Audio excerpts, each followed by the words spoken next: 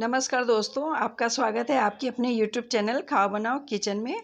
आज मैं बनाने वाली हूँ बहुत ही लाजवाब टेस्टी राजस्थान की पारंपरिक डिश दाल बाटी चूरमा। इसे खाकर आप बहुत ही आनंद महसूस करेंगे। इसे आप लंच डिनर में कभी भी बना कर के खा सकते हैं। ये बड़ी ही बनाने में भी इजी है और घर में हम जो रोज़ खाना पकाते हैं उन्हीं सामान से बन के भी तैयार हो जाती है। इसके लिए हमें अलग से कुछ भी तैयारी करने की भी ज़रूरत नहीं है। तो सबसे पहले हम अपना चूरमा तैयार करेंगे। ये कितनी लाजवाब सी डिश है। तो सबसे पहले हम एक बर्तन लेंगे और उसमें हम लेंगे 2 कटोरी आटा और अपने आटे के अंदर हम डालेंगे 4 से 5 चम्मच सूजी और उसके बाद हम इसमें डालेंगे 2 चम्मच देसी घी मोयन के लिए और इसे हम खूब बढ़िया से पहले मिक्स करेंगे। अपने मोयन को खूब बढ़िया से मिक्स करेंगे और मोयन हम इतनी डालेंगे इसके अपने आटे में कि जिससे वो थोड़ा थोड़ा सा जैसे लड्डू बांधते हैं उस तरह से बंधने लग जाए। इसमें मोयन थोड़ा ज़्यादा पड़ती है ताकि चूरमा मोयन के ही हिसाब से खस्ता होता है। अब हम इसमें थोड़ा थोड़ा पानी डाल के इसे एक मतलब टाइट सा डो बनाएंगे इसका अपने आटे का। तो हम अपने आटे को प्रेशर लगाते हुए खूब बढ़िया से सान लेंगे खूब अच्छे से। मैं दिखा रही हूँ कि हमने टाइट सा डो बना लिया हुआ है। तो मेरा आटा बनके तैयार हो गया है। अब हम इसकी लोई सी बना लेंगे। तो सबसे पहले हम इसे चकले पर थोड़ा खूब बढ़िया से और दबा दबा के चिकना कर लेंगे। इसके बाद हम इसकी लोई बना लेंगे और इसे हम पराठे की तरह बेलेंगे। इस तरह से मैं दिखा रही हूँ। इसे आप कैसे भी बेल सकते हैं, ज़रूरी नहीं है कि एकदम चिकना चिकना ही पराठा बन के तैयार हो। ये आप कैसे भी बेल सकते हैं, जैसे चाहें आप रोटी की तरह भी बेल सकते हैं बिना परत लगाए भी, क्योंकि इसमें जो मोयन है वो उसी से पराठा खूब खस्ता बनेगा। और इसमें हम डस्ट वगैरह नहीं लगाएंगे, इसमें हम थोड़ा सा घी लगा के ही बेल लेंगे। तो इस तरह से हम बड़ा या छोटा जैसी भी साइज रखनी हो आप रख के इसे तैयार कर सकते हैं। ये मोटा भी रहेगा तो भी चलेगा। अब हम अपने पराठे को तवे पर डालेंगे। इसे जैसे सारे ही पराठे सेकते हैं बिल्कुल उसी ही तरीके से हम इसे भी सेकेंगे। बस इसमें थोड़ा सा हम घी ज़्यादा डाल के इसे दबा दबा के सेकेंगे ताकि पराठा फूलने ना पाए। और खूब करारा करारा सा हम इसे सेकेंगे दबा दबा के। थोड़ा हम इसे धीमी आंच में ही सेकेंगे ताकि ये फूलने ना पाए और खूब धीमी आंच में करारा सा बन सके। मैं दिखा रही हूँ। इसमें हम और पराठे की अपेक्षा घी थोड़ा ज़्यादा डालते हैं। तो मैं दिखा रही हूँ। इसे घुमा घुमा के हम खूब बढ़िया से लाल कर लेंगे पराठे को। तो कितना बढ़िया से पराठा लाल हो रहा है। इसे हम थोड़ा प्रेशर लगा के दबा के ही सेकेंगे पराठे को और दोनों साइड खूब बढ़िया से घी डालेंगे। तो मैं दिखा रही हूँ मेरा पराठा कितना करारा सा तैयार हुआ है। बिल्कुल ही पास से दिखा रही हूँ। ये टूटने सा लगा है बीच में से। तो पराठा टूट भी जाए तो भी कोई दिक्कत नहीं है, क्योंकि चूरमा बनाने के लिए हमने पराठे को तोड़ना ही पड़ेगा। तो इसलिए पराठा अगर टूट जाए तो घबराने की भी कोई ज़रूरत नहीं है। इसी तरह से हम अपने बाकी के भी पराठे तैयार कर लेंगे बिल्कुल ही करारे करारे। मैं दिखा रही हूँ। इसी तरह हम अपने दूसरे भी पराठे को तैयार करेंगे बिल्कुल ही सेम तरीके से। तो मैं दूसरा भी पराठा तैयार कर रही हूँ। इसे भी मैं घी डाल के अलटते पलटते हुए बाकी के पराठों की तरह ही तैयार करूँगी बिल्कुल ही दबाते हुए।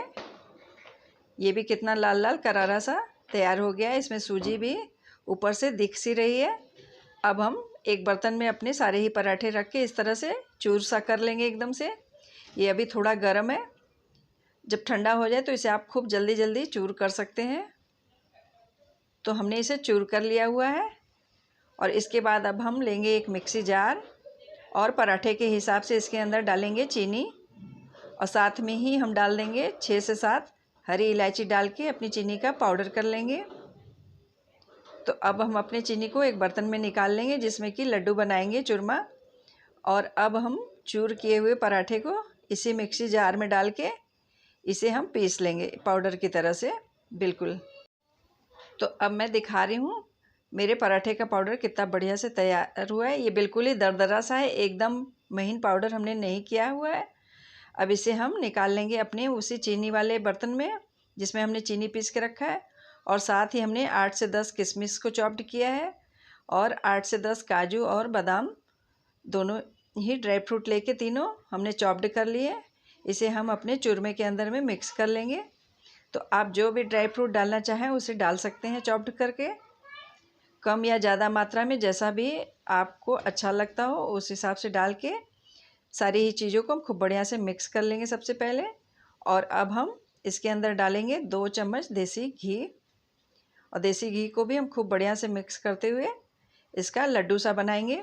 आप चाहें तो चूरमे को इसी तरह से पाउडर के रूप में भी खा सकते हैं। बहुत लोग इसे पाउडर के रूप में ही खाते हैं, इसका लड्डू नहीं बनाते हैं, लेकिन मैं इसका लड्डू सा बना रही हूँ।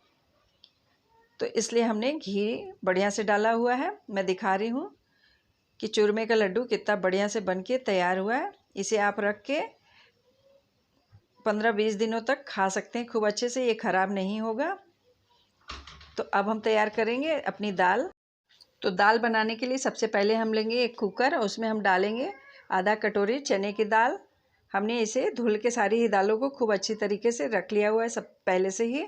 और साथ में हम डाल देंगे पौना कटोरी अरहर की दाल, और साथ ही में हम डालेंगे आधा कटोरी मसूर की लाल वाली दाल।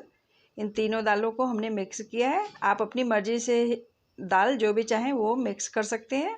और साथ में हम डाल देंगे 3 कटे हुए टमाटर, हमने रफली काट रखे हैं, और साथ में हमने 10 से 15 कड़ी पत्ते डाले हुए हैं, और 2 साबुत हरी मिर्च और 1 तेज़पत्ता डाल दिया हुआ है।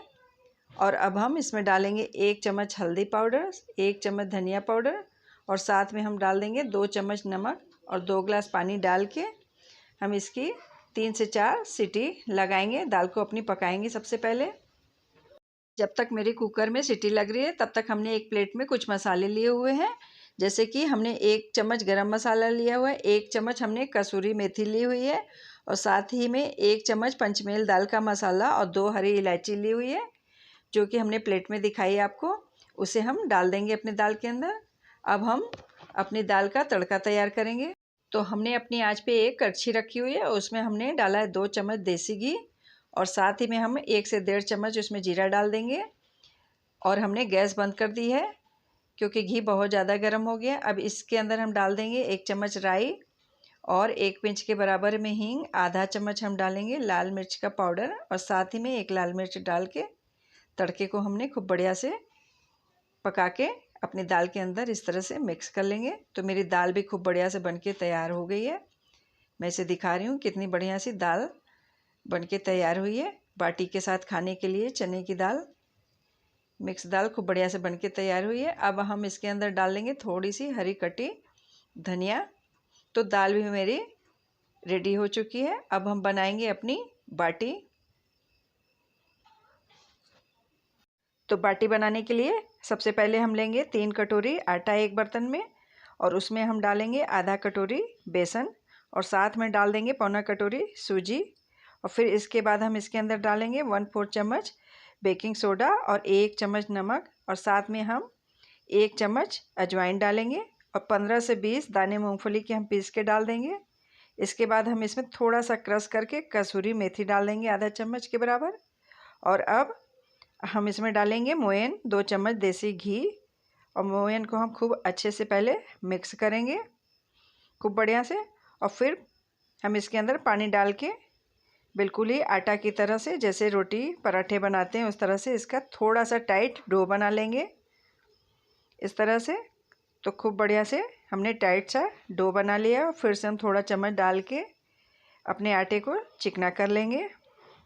तो मेरा आटा खूब बढ़िया से तैयार हो गया। मैं दिखा रही हूँ, न ये ढीला है और ना ही एकदम टाइट है, बिल्कुल ही मीडियम सा आटा है। तो इसकी अब हम पेड़े से बना लेंगे, जैसे कि लिट्टी बनाते हैं या रोटी पराठे बनाने के समय हम लोई बनाते हैं, इस तरह से हम इसको लिट्टी का आकार दे देंगे।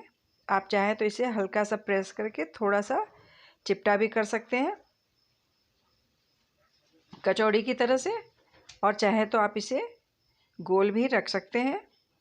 ये आपकी मर्ज़ी पर करता है, आप जैसे मतलब बनाना चाहें। तो हमने अपनी सारी लिट्टी बना के तैयार कर ली है। अब हमने अपनी आंच पे एक गैस के ऊपर ओवन रखा हुआ है। इसे हमने खूब बढ़िया से गरम कर लिया हुआ है 10 मिनट पहले ही। तो ये खूब बढ़िया से गरम है। इसके अंदर हम अपनी सारी लिट्टी इस तरह से एक एक करके रख देंगे। तो हमने अपनी सारी लिट्टी ओवन में रख दी है और इसे हम 10 मिनट तक तेज़ आंच में पकाएंगे सबसे पहले। तो 10 मिनट बाद फिर से हम ओवन को खोल के इस तरह से पलट लेंगे। तो ये आधी लाल सी हो चुकी है, पक चुकी है। अब हम फिर से 10 मिनट इसे ढक करके बिल्कुल ही धीमी आंच पे पकाएंगे ताकि ये अंदर तक खूब बढ़िया से पक सके। तो मैं दिखा रही हूँ कितनी बढ़िया से पक गई है। 20 मिनट के अंदर में ये लिट्टी बिल्कुल ही बीच से फट सी गई है। तो ये खूब बढ़िया से लिट्टी बन के तैयार हो गई है। अब हम इसे सर्व करेंगे। तो मैं अपनी थाली में इस तरह से चूरमा रख रही हूँ। साथ में हमने अरवी की भुजिया बनाई हुई, सूखी सब्जी, और अब मैं दाल कटोरे में डाल के दिखा रही हूँ। तो मेरी राजस्थानी थाली बनके रेडी है खाने के लिए। और अब हम अपनी बाटी को घी में डिप करके इस तरह से सर्व करेंगे। तो दोस्तों, राजस्थानी थाली एकदम से बढ़िया से बनके तैयार है। तो दोस्तों, कितनी बढ़िया सी और बिल्कुल ही जल्दी से बनके तैयार होने वाली ये डिश है। मैं दिखा रही हूँ आपको मेरी बाटी कितनी ही मुलायम और बढ़िया सी बनी हुई है। इसे आप दाल में डिप करके अच्छी तरीके से खा सकते हैं। तो दोस्तों, इस तरह से आप भी दाल बाटी चूरमा की राजस्थानी थाली तैयार करके अपने फैमिली और फ्रेंड्स को खाइए और खिलाइए। और साथ ही में अगर आपको मेरी राजस्थानी दाल बाटी चूरमा की थाली पसंद आई हो तो प्लीज़ मेरे चैनल को लाइक शेयर सब्सक्राइब ज़रूर ही कर दें। मिलते हैं फिर किसी और रेसिपी के साथ। थैंक